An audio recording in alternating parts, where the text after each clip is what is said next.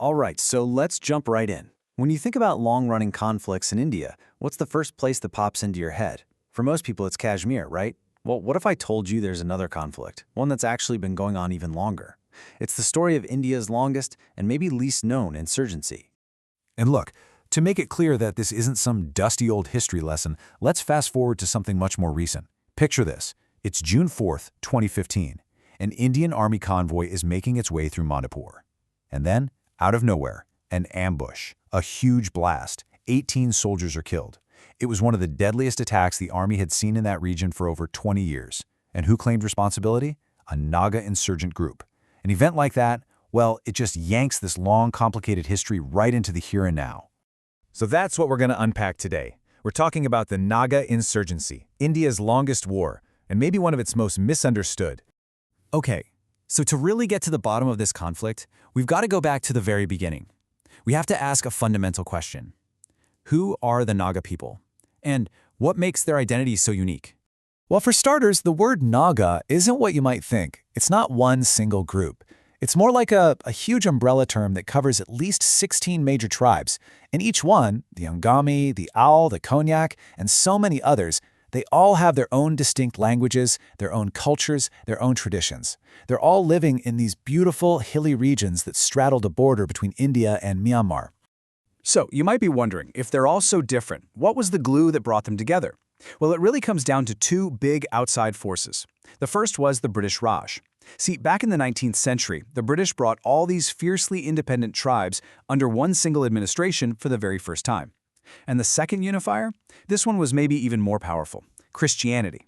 American missionaries arrived in the late 1800s, and this new faith created a common bond, a thread that connected all these diverse cultures. And this new shared sense of identity? It didn't take long for it to find a political voice. As early as 1929, when the British Simon Commission came to India, the Naga Club handed them a memorandum. And this quote from it just says it all. They're basically saying, hey, look, our languages are different, our customs are different, our food is different, we have nothing in common with the Hindus or Muslims of the plains. It was a powerful statement, making it crystal clear that they saw themselves as separate, not as a future part of India.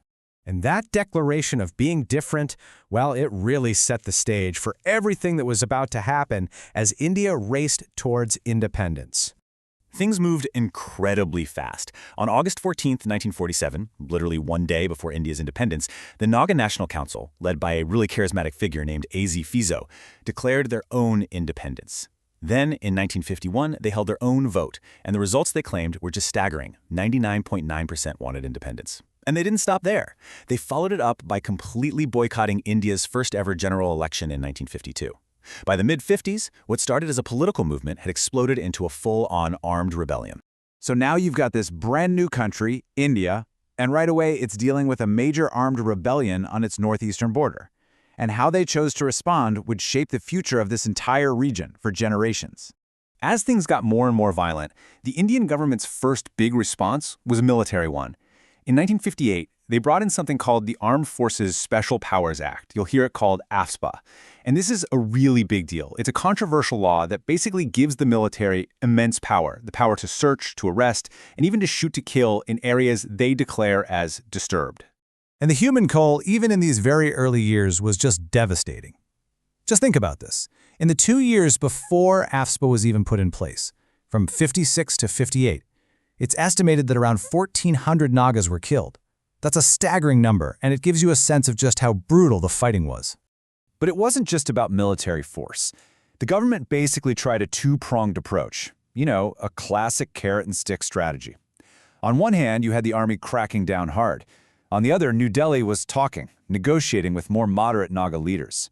And those talks eventually led to a major political compromise. In 1963, Nagaland was created as the 16th state of India. You'd think statehood might solve the problem, right? Wrong. For Fizo and his group, the NNC, statehood wasn't the goal. The goal was total independence, complete sovereignty. So the fighting continued. And this is where things get even more complicated, because now an international player gets involved. In the 1960s, Naga fighters started going to China for training and for weapons. Suddenly, this wasn't just a local insurgency anymore. It had a major geopolitical angle. So let's pause for a second. We've talked a lot about politics and fighting, but what does all of this actually mean for the everyday person living in Nagaland?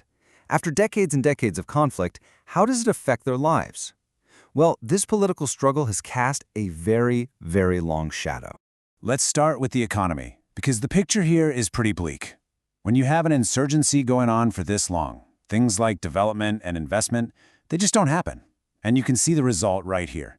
As of 2018, Nagaland had the highest unemployment rate in the entire country.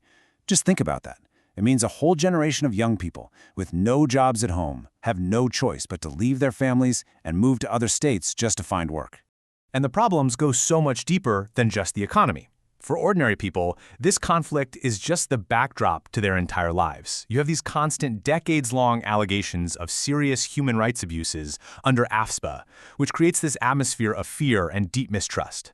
On top of that, you've got other social pressures like tensions over migration from Bangladesh, which people feel is straining their resources. And you even have conflicts breaking out between different Naga tribes themselves.